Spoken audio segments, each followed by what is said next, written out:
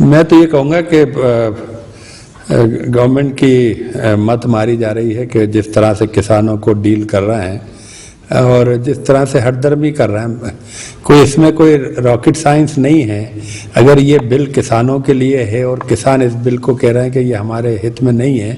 मतलब उनके नज़रिए से किसानों के, तो उनको इस बात को मानना चाहिए था और ये बिलों को रद्द करके उनको बिठाना चाहिए था।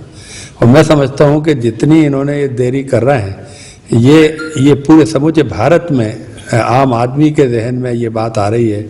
कि ये सरकार जिद कर रही है और बल्कि जिद नहीं कर रही, उनके मूवमेंट को तोड़ना चाह रहा है। देखिए ये हिस्ट्री है कि इसमें मेरे अपनी राजनीतिक जीवन में 3 मैंने आंदोलन देखे और वो उसका असर हमने मतलब अपनी पॉलिटिकल लाइफ में भी देखा कि बोफोर्स के ऊपर जब ये मुद्दा उठा बोफोर्स का राजीव गांधी के रिजिम में कि बोफोर्स में दलाली ली गई है और उसको बजाय इसके कि उस बात को मेरिट पे डील करने के बजाय उसको जब उसको एक तरह लीपापोती करने की कोशिश की या उसको सही करने की, तो उसका रिजल्ट ये हुआ कि राजीव गांधी जैसे पॉपुलर लीडर जो 400+ की पार्टी थी उस वक्त, वो है ना, जब इलेक्शन हुआ तो उसके अंदर वो सत्ता से बाहर हो गए। और इसी तरह से अगर आप ये देखें कि जब ये मंडल कमीशन का आंदोलन शुरू हुआ था स्टूडेंट्स के अंदर, यूनिवर्सिटीज़ के अंदर, स्टूडेंट्स के अंदर, तो वीपी सिंह साहब उसमें अपना कुछ फ़ायदा देख रहे थे, राजनीतिक फ़ायदा मंडल कमीशन की सिफारिशें लागू करके, और उस आंदोलन को उन्होंने टैकल नहीं किया, बल्कि बहुत उसके ऊपर लड़कों पे जब सख्ती हुई तो उसका हशर ये है कि फिर वीपी सिंह जी की ये लोक दल या वो जो थी जनता दल की सरकार चली गई। इसी तरह से अन्ना हजारे मूवमेंट के अंदर सिंपल सी बात थी कि करप्शन के खिलाफ एक केजरीवाल और एक ये एनजीओज ने एक मूवमेंट शुरू किया था अन्ना हजारे को साथ में लेकर। वो छोटा सा आंदोलन था लेकिन एंटी करप्शन के खिलाफ था और उसमें वो लोकपाल चाहते थे।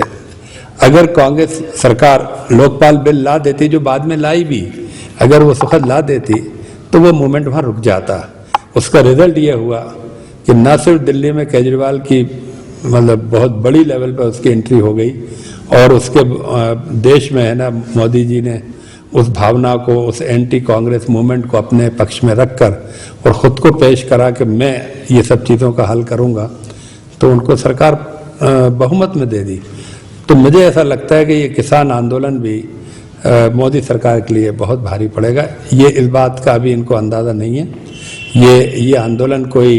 1-2 राज्यों 5 राज्यों का नहीं है, ये है ना किसानों का मुद्दा है और वो इसको इन्होंने मतलब उस नज़रिए से नहीं सोचा। इन्होंने सोचा कि हम इस मूवमेंट को तोड़ देंगे या इसको भी हम पार पा लेंगे। मैं समझता हूँ कि जिस तरह के हालात बढ़ते जा रहे हैं, जैसे कि आपने बताया कि वो सलाखें लगाई जा रही हैं और लाल किले पे उन लोगों ने, जो लोग मिसक्रिएंट थे उनमें से उन्होंने झंडा फहरा दिया। इस देश के लिए सब ये देश हित में नहीं है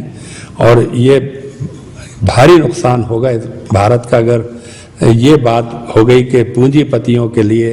अडानी अंबानी के लिए ये सरकारें काम करती हैं और गरीब किसानों के लिए काम नहीं करती। तो मैं समझता हूँ कि इसका दूरगामी असर होगा और जितना जल्दी हो, मैं चाहता हूँ कि वो किसानों से बात करें और ये तीनों कानून वापस लें और एक नए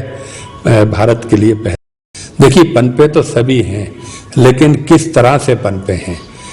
बिरला टाटा भी पनपे हैं यहाँ पर, है ना, और भी उद्योगपति हैं जो इंडिजीनियस उद्योगपति हैं, लेकिन जो पुराना रिकॉर्ड है अडानी अंबानी का, अंबानी खासतौर से उनके जो धीरू भाई अंबानी, वो कांग्रेस के रिजिम में ही बढ़े, लेकिन वो पूरी सरकार के पॉलिसी और प्रोग्राम को अपने हित में लेके बढ़े हैं। और इसी तरह से अडानी अभी बढ़े हैं, जो मतलब बढ़ना शुरू हुए थे, लेकिन जो सबसे बड़े आज वो अरबपति खरबपतियों में उनका नाम आ रहा है, तो वो यकीनन उनकी जो प्राइम मिनिस्टर की जो कुर्बत है, उसका जो उनको समर्थन है, उनके हिसाब से जो बैंक और पूरी वित्तीय संस्थाएं उनके साथ खड़ी हैं, इसलिए वो बहुत बड़ी तादाद पे बढ़ गए। हाँ, तो अडानी अंबानी मतलब अंबानी तो थे ही थे कांग्रेस की के बढ़ाए हुए थे, अब ये बात के अडानी भी हैं, लेकिन अडानी का जो खेती की तरफ जाना, ये बात किसानों को अच्छे से समझ में आ रही है कि अडानी अंबानी के लिए ये खेतियों का जो खेती बाड़ी का एग्रीकल्चर सेक्टर को उनके पक्ष में बनाया गया है बिल। देखिए, कांग्रेस पार्टी को तो ये बात बहुत पहले तय कर लेनी थी, दो बातें तय करनी थी कि जब 2009 में जीते थे उस वक्त कोई पॉलिटिकल प्राइम मिनिस्टर बनाना चाहिए था, और ख़ास तौर से जैसे ये प्रणब मुखर्जी जी उस वक्त थे, अगर प्रणब मुखर्जी को प्राइम मिनिस्टर बना देते तो आज कांग्रेस को ये दिन नहीं देखना पड़ते। इसी तरह से कांग्रेस के या अध्यक्ष को जो भी अध्यक्ष बने और जो बन सकता है उसको मौका दें। जब उसको मौका ही नहीं दे रहे हैं, इलेक्शन ही नहीं हो रहा,